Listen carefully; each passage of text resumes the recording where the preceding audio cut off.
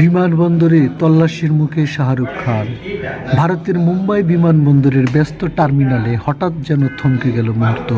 Camera flash, কৌতূহলী দৃষ্টি আর ফিসফাসে ভারে উঠে চারপাশ, কারণ মুম্বাই বিমানবন্দরে তল্লাশির মুখে পড়েছেন বলিউড সুপারস্টার শাহরুখ খান।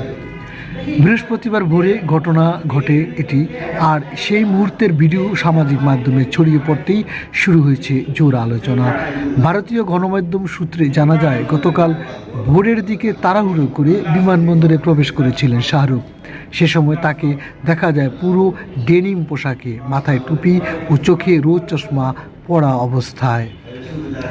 ভারতীয় গণমাধ্যম সূত্র আরও জানায় যে নিরাপত্তা চেকপোস্টে পরিচয়পত্র দেখানোর পরও কর্তব্যরত নিরাপত্তা কর্মীরা তাকে রোদ চশমা খুলতে অনুরোধ করেন।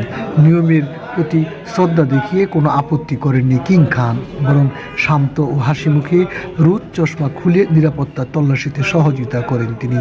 তল্লাশি শেষ না হওয়া পর্যন্ত ধৈর্য ধরে অপেক্ষা করেন শাহরুখ।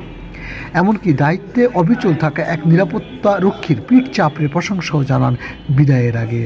শাহরুখের এই বিনয়ী ও পেশাদার আচরণে মুগ্ধ হয়েছেন উপস্থিত নিরাপত্তা কর্মী যাত্রীরা। ভিডিও ভাইরাল হতেই নেটিজেনদের মন্তব্য, এ কারণেই তিনি শুধু সুপারস্টার নন, মানুষের হৃদয়ের বাদশা। তবে ঠিক কোথায় যাচ্ছিলেন শাহরুখ খান সে বিষয়ে কিছুই জানা যায়নি। শিকর নিউজ ডেস্ক, ঢাকা।